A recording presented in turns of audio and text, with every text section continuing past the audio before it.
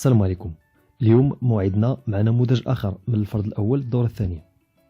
هذا الفرض فيه تمارين مهمة مأخوذة من امتحانات جهوية. حاول تخدمه، غنخلي لك رابط ديالو في لي كومونتير. عاد اجي كمل الفيديو، ولكن قبل ما تكمل تأكد باللي راك مابوني معنا في القناة باش يوصلوك الدروس والفروض والامتحانات اللي كنحطو. يلا نبداو على بركة الله. Et on commence par la partie de restitution des connaissances. La première question. Définir les termes suivants. Sensibilité consciente et fibre musculaire. La sensibilité consciente comme définition. C'est une activité nerveuse qui nous permet de recevoir des informations de l'environnement.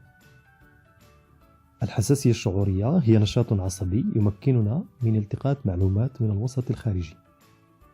Fibre musculaire est une cellule musculaire longue et polynucléée. الليف العضلي هو خلية عضلية طويلة وعديدة النواة. La deuxième question. Répondre par vrai ou faux. L'élasticité de muscles squelettiques est limitée. Cette proposition est vraie. مرونة العضلة محدودة.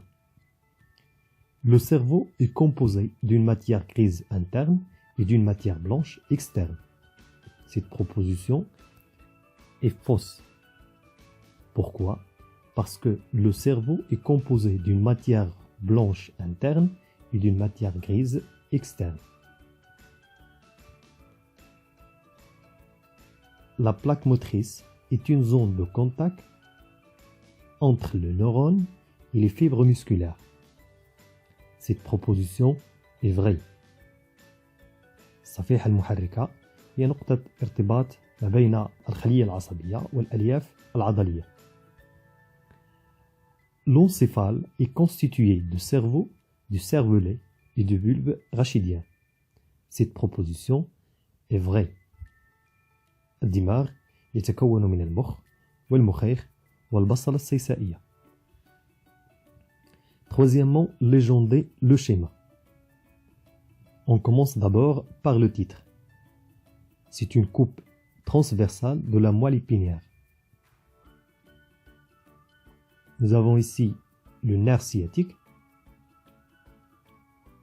ganglion spinal, racine postérieure, racine antérieure, matière blanche et matière grise.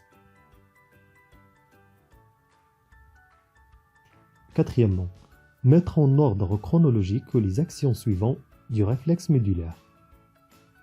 Alors, la première étape, c'est la naissance de l'influx nerveux sensitif au niveau de la peau.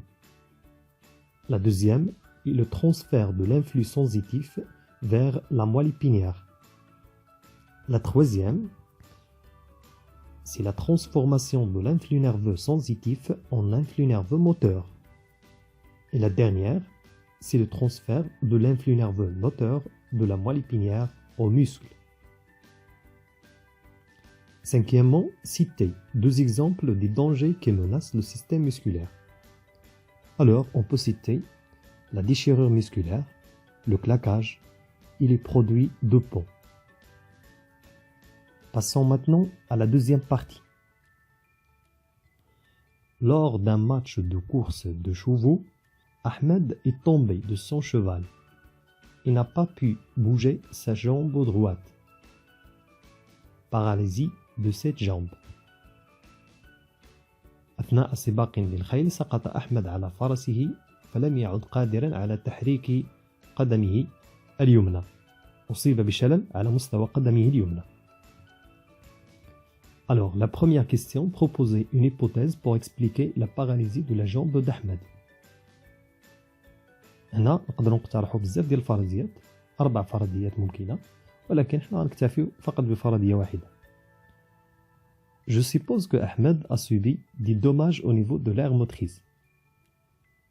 أفترض أن أحمد أصيب على مستوى الباحة الحركية. Pour déterminer la cause de cette paralysie, le médecin a effectué les contre-diagnostics suivants. le premier diagnostic, le médecin a frappé avec un marteau sur la rotule de la jambe droite d'Ahmed. La jambe droite a rapidement réagi. Alors, à partir de ce diagnostic, déterminer la nature de cette activité nerveuse. Alors, cette activité, c'est le réflexe médulaire. In'ikasun shawki. Troisièmement, déduire les organes qui ne sont pas endommagés dans cet accident. استنتج الأعضاء التي لم تتعرض للإصابة في هذه الحادثة. Alors, ce sont les nerfs sensitifs et moteurs, الأعصاب الحسية والحركية, la moelle épinière, النخاع الشوكي, la peau et le muscle. Le deuxième diagnostic. En utilisant une technique précise, il a été révélé des dommages dans la zone A, sur le cerveau d'Ahmed. Voir le document ci-contre. Alors, vous avez ici l'aire motrice et vous avez ici la zone A, c'est-à-dire la zone endommagée. Quatrièmement, déduire la cause de la paralysie de la jambe d'Ahmed. Alors, la cause de la paralysie d'Ahmed est des dommages au niveau de l'aire motrice. Cinquièmement, expliquer la paralysie de la jambe droite et pas de la jambe gauche.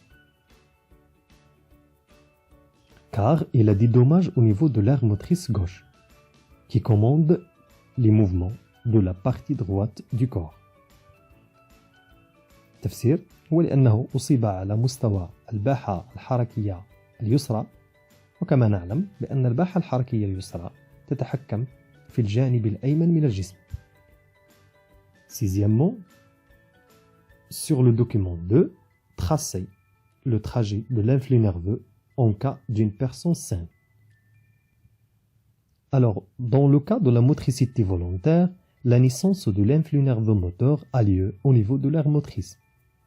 Cet influx nerveux va être transporté par les nerfs moteurs qui passent par la moelle épinière vers le muscle qui va effectuer le mouvement. Exercice 2. Pour déterminer les propriétés du muscle, on réalise les expériences suivantes sur un muscle isolé avec son nerf. لكشف عن خصائص العضلة نجز التجارب التالية على عضلة مرتبطة بعصب. On a l'expérience A, excitation du muscle, le résultat, contraction du muscle. L'expérience B, excitation du muscle par le nerf. Le résultat, contraction du muscle. La première question, dégager deux propriétés issues de cette expérience.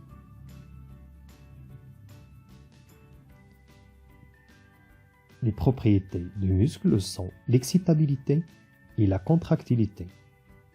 الاحتياجية والقلوصية.